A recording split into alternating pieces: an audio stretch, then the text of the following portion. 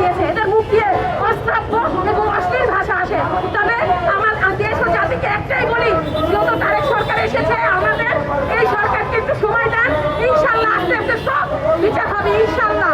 আর জনগণের পাশে তারেক সরকার আছে এবং সে কিন্তু সব জায়গায় আপনারা সবাই দেখেছেন তারেক রহমান কিন্তু চেষ্টা করতেছে সবার সমস্যার সমাধান। প্রাইম মিনিস্টার হয়েও কিন্তু সে চলে গিয়েছে একজন ধর্ষণকারীর বাসায় দায়িত্ব পালন করার জন্য, সে কারণ তার দায়িত্ব।